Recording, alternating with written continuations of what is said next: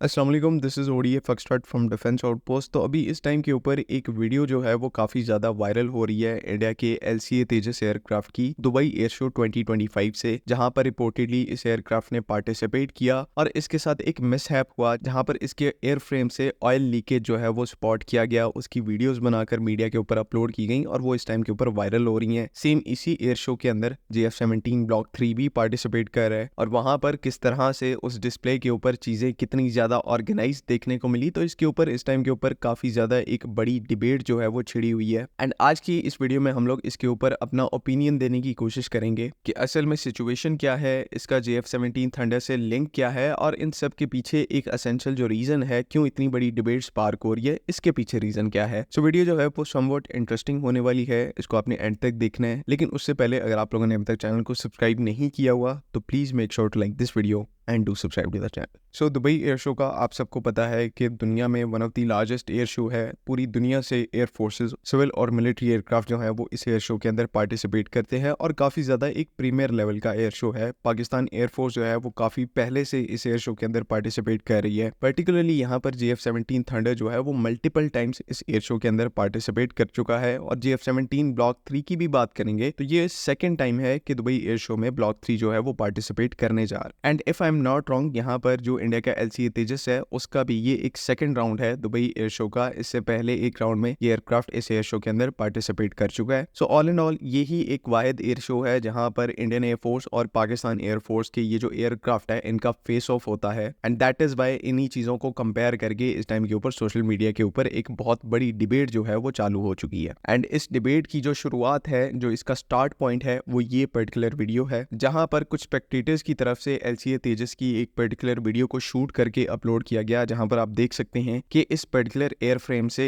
Liquid जो है वो पोर डाउन हो रहा है। Some sort of oil leakage यहाँ पर इस चीज को बताया जा रहा है और उसको कंट्रोल करने के लिए इंडियन एयरफोर्स का जो ग्राउंड क्रू है वो यहाँ पर शॉपिंग बैग टाइप चीजों को इसके नीचे रख रहा है ताकि ये जो फ्लो है इसको फैलने से रोका जा सके। नाउ अब यहाँ पर जो सबसे पहली ऑब्वियस चीज है, हम अभी ऑयल लीक के ऊपर जाते ही नहीं है। सबसे पहली जो यहाँ पर ऑब्वियस चीज है कि जब आप अपने एयरक्राफ्ट को लेकर किसी भी एक इंटरनेशनल एग्जीबिशन के अंदर जाते हैं, एयर शो के अंदर जाते हैं, तो आपको उसका जो रेलेवेंट मेंटेनेंस इक्विपमेंट है उसको भी लेकर जाना पड़ता है ताकि वहां पर जो मौजूद इंटरनेशनल ऑडियंस है आप उनके लिए अपना बेस्ट डिस्प्ले जो है वो प्रेजेंट कर पाए। एंड यही चीजें फिर आपकी ऑपरेशनल रेडीनेस के अंदर ट्रांसलेट करती हैं कि जिस तरह से आपका वो एयरक्राफ्ट ऑपरेशनली प्रिपेयर्ड है उसी तरह से वो एयरक्राफ्ट जो है वो बाहर किसी एयर शो के अंदर नजर आएगा। लेकिन अब अगर इस दुबई एयर शो में आप LCA तेजस को देखेंगे तो इस एयरक्राफ्ट को देखकर ही लग रहा है कि इंडियन एयरफोर्स इस एयरक्राफ्ट के साथ सफिशिएंट जो मेंटेनेंस इक्विपमेंट है उसको लेकर नहीं आई। एंड ना ही यहाँ पर LCA तेजस का इंटरेस्टिंगली कोई भी वेपन पैकेज मौजूद है, because as far as I know ये दोनों ही कंट्रीज इन दोनों एयरक्राफ्ट को एक्टिवली इंटरनेशनल ऑडियंस को पिच कर रही हैं। पाकिस्तान की साइड से थंडर ब्लॉक 3 को पिच किया जा रहा है इंटरनेशनल सेल्स के लिए और इंडिया की साइड से LCA तेजस को मार्केट किया जा रहा है। लेकिन दुबई एयर शो में LCA तेजस को देखकर ऐसा लग नहीं रहा कि इंडिया इस पर्टिकुलर एस्पेक्ट को लेकर सीरियस है या इवन वो LCA तेजस एयरक्राफ्ट को लेकर सीरियस है, बिकॉज ना तो यहाँ पर मेंटेनेंस इक्विपमेंट पूरा है एंड ना ही अच्छे तरीके से एक सेंसिबल वे के अंदर इस एयरक्राफ्ट को इंटरनेशनल ऑडियंस के अंदर डिस्प्ले किया गया है। एंड समवट अगर मैं उस चीज को ना भी यहाँ पर मेंशन करना चाहूँ तो भी मैं मजबूर हो जाता हूँ कि ये चीजें ट्रांसलेट होती हैं इंडियन एयरफोर्स के मेंटेनेंस स्टैंडर्ड्स के ऊपर कि डिफरेंट एयरक्राफ्ट को मेंटेन करने का जो स्टैंडर्ड है वो इतना ज्यादा नहीं है जितना कि ऑब्वियसली होना चाहिए। एंड इसी पिक्चर में अगर आप नीचे गिरा हुआ ऑयल भी देख लेंगे, चाहे वो लीकेज है, हाइड्रोलिक फेलियर है या जो भी है, हम उसकी डिटेल्स में जो है वो नहीं जाएंगे। लेकिन इसके लिए एक पर्टिकुलर मेथड होता है, मेंटेनेंस क्रू के पास इक्विपमेंट होता है ऐसी सिचुएशन को कंटेन करने के लिए। ऑयल ट्रेज होती हैं जिनको एयरक्राफ्ट के नीचे रखा जा सकता है। आप ये पर्टिकुलर JF-17 की पिक्चर देख रहे हैं कि जहां पर ऑयल लीकेज को या फिर कंडेंसेशन लीकेज को कंट्रोल करने के लिए उसके नीचे एक ट्रे रखा गया है, जो कि सीधा सीधा इस चीज का मतलब ये बनता है कि इस पर्टिकुलर एयरक्राफ्ट का जो ग्राउंड क्रू है वो वेल ट्रेन्ड है, वो अलर्ट है, उनको अपने एयरक्राफ्ट की केयर करनी आती है, उसकी ऑपरेशनल मेंटेनेंस का यहाँ पर बहुत ज्यादा ख्याल रखा जाता है। तो ऑब्वियसली यहाँ पर आपको जो मेंटेनेंस स्टैंडर्ड्स है वो हाई नजर आ रहा है। लेकिन दुबई एयर शो में LCA तेजस के कॉन्टेक्स्ट में इन चीजों को आप नोट करेंगे तो ये चीजें जो है वो मिसिंग है, जिसकी वजह से ऑनलाइन एक डिबेट छिड़ी हुई है और पाकिस्तान की साइड से जो डिफेंस एंथुसियास्ट हैं वो LCA तेजस को इस पर्टिकुलर टॉपिक के ऊपर मॉक कर रहे हैं और इसके ऊपर फिर ऑब्वियसली इंडियन साइड से जो है वो रिएक्शन आ रहा है। कुछ लोग जो है वो इंडियन एयरफोर्स की मिस्टेक को यहाँ पर राइटफुली पॉइंट आउट कर रहे हैं जिस तरह के हमने किया है, और कुछ लोगों ने आउटराइट जो है वो इसके काउंटर में JF-17 ब्लॉक 3 के ऊपर प्रोपेगेंडा शुरू कर दिया है। अब मैं यहाँ पर आपको सीधी सी एक बात बताऊंगा कि इस टाइम के ऊपर जो इंडिया और LCA तेजस के साथ हो रहा है वो डायरेक्टली कुछ सालों पहले पाकिस्तान और GF-17 ब्लॉक 3 के साथ होता था। आप सबको याद है कि इंडिया के जो मीडिया आउटलेट्स हैं वो GF-17 थर्ड ब्लॉक 1 को किस तरह से डिग्रेड करते थे, उसके ऊपर प्रोपेगेंडा करते थे कि म्यांमार की GF-17 ग्राउंडेड है, पाकिस्तान की जो 50% GF-17 की फ्लीट है वो ग्राउंडेड है, एयरफ्रेम के अंदर क्रैक्स आ चुके हैं, मेंटेनेंस के इश्यूज हैं। ऑब्वियसली ये सारी खबरें जो है वो फेक थी, लेकिन इंडिया की साइड से इनको मैसिव स्केल के ऊपर प्रोपेगेट किया जाता था। उसके बाद जब GF-17 ब्लॉक 3 भी आया, ये एयरक्राफ्ट प्रॉपरली मैच्योर हुआ, इवन दो ब्लॉक 1 से मैच्योरिटी यहाँ पर मौजूद थी, लेकिन ब्लॉक 3 के बाद जब असल में रियल वर्ल्ड 4.5 जनरेशन की कैपेबिलिटीज आना शुरू हुई, तब भी इंडिया की तरफ से यहाँ पर ये प्रोपेगेंडा जो है वो रोका नहीं गया और इवन आज तक कई बातों को लेकर ये प्रोपेगेंडा जो है वो चल रहा है। PL-15 को लेकर पहले चल रहा था, अब इस टाइम के ऊपर प्रोडक्शन रेट को लेकर चल रहा है। तो प्रोपेगेंडा में और थंडर को इस प्रोपेगेंडा से टारगेट करने में इंडिया बहुत ज्यादा आगे रहा है और ये बहुत ज्यादा एक्टिव रहे हैं। सो अब जो इस टाइम के ऊपर LCA तेजस के साथ हो रहा है, लोग इसको मॉक कर रहे हैं, ये आपका एक रिएक्शन है जो पिछले 5 सालों से आप हमारे एयरक्राफ्ट के साथ कर रहे हैं और फेक न्यूज के ऊपर कर रहे हैं। ये तो फिर भी चलो, इसके अंदर जो LCA तेजस के साथ दुबई एयर शो में हो रहा है इसके अंदर कोई फिजिकल एविडेंस मौजूद है, लेकिन जो पिछले 5 साल से प्रोपेगेंडा आप थंडर के ऊपर कर रहे हैं उसके अंदर तो कोई फिजिकल एविडेंस भी नहीं है। सो इंडियंस को ये मैं बात कहना चाहूंगा कि ये आपके ही प्रोपेगेंडा का रिएक्शन है जो कि आपको इतने सालों के बाद मिल रहा है और अब चाहते हुए ना चाहते हुए आपको इसके साथ कोप करना पड़ेगा। बाकी एयरक्राफ्ट यहाँ पर कोई भी बुरा नहीं होता, सिर्फ उस एयरक्राफ्ट को एम्प्लॉय करना आना चाहिए। बाकी जो प्लेटफॉर्म मैच्योरिटी है वो बेसिकली टाइम के साथ ही आती है।